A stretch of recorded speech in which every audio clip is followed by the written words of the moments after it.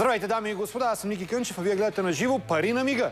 Добре дошли в най-последователната игра в България и това е така, защото всеки ден, без изключение, ние последователно правим хората щастливи. Това постигаме на първо място с дневната ни печалба, която започва от 10 000 лева и слушайте, достига до умопомрачителна за България 30 000 лева. Това е всеки ден. Моментите ви печалби също не са за подценяване. Първо, защото са 260, второ, защото имате шанса да ги спечелите още докато играете. И второ, и може би най-важно, те започват от 100 лева и достигат до най-голямата ни награда момент на 10 000 лева. И така, няма как да пропусне и седмичната печалба в Пари на мига. Тя е в размер на 21 000 лева и е предназначена обаче за участника, натрупал най-много точки през цялата седмица. А какво ви чака в края на месеца? Сигурно се досещате нашия месечен джакпот, който вече е над 63 000 лева и ще продължава да расте чак до 30 юни. Правилата в Пари на мига са лесни и се изпълняват мигновено. Също така, на мига. В началото се изпраща празен СМС на номер 181. Следва да отговорите правилно на поне един въпрос. Тук в Пари на мига няма ограничения и могат да участват абонати на всички мобилни оператори. Сега е време да покаря вчерашният ни победител. Това е госпожа Анка Николова от София. От вчера тя може да се похвали с това, че е с 20 000 лева по-богата. Ани, здравейте! Честито първо! Честити ви 20 000 лева. Много хора в България искат да ги спечелят тия пари. Вие успяхте. Как? Късмет. Късмет. Сега, моля ви, натиснете бутона на късмета и направете щастлив някой от следващите ни участници. И това е номер 0883 60 70 и още нещо. Сумата му е 10 000 лева.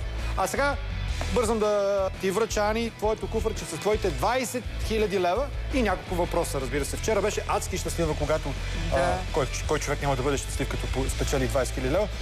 Какво ще се купите с тези пари или кого ще зарадвате?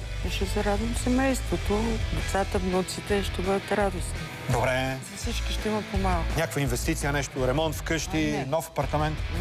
Няма. Добре. Какво ще пожелаете на другите хора, които участват в Пари на мига? Късмет, да участват и късмет. Аз не повярвах, но ето. С бодра крачка сега към мен се приближават още двама късметли. Цветомир Петров от София, грабнал 2000 лева, и Иван Маринов от Враца с печалба от 1000 лева. Здравейте, момчета, и двамата сте от моментите ни печалбари, така да се каже, в Пари на мига вчера. Цецо, ти колко СМС пусна? 3. 3? Да. И печели 2000 лева. Това е много сериозна инвестиция. Да. Честито. Иване, ти пък какво ще направи с твоята печалба? Ще зарадвам на съпругата и децата. Добре, част от населението на Враца няма ли почерпиш? Със сигурност. Хубаво.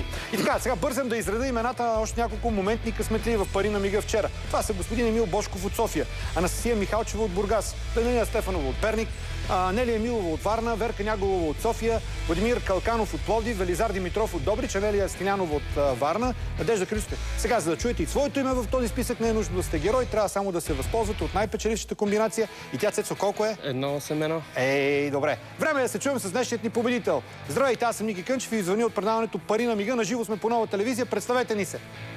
Аз съм Теодор от Силистра. Теодор от Силистра. Теди, гледаш в момента Нова телевизия? Не. Ами трябва да ти кажа, че Ани от София натисна твоя номер, той се появи и ти печелиш 10 000 лева. Сериозно ли? Да. О, леле. Какво ще направи с тях? Я кажи, бързо.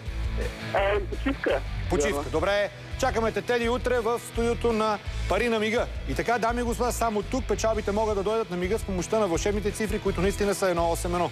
За да влезете в играта, трябва да се спазите няколко лесни правила.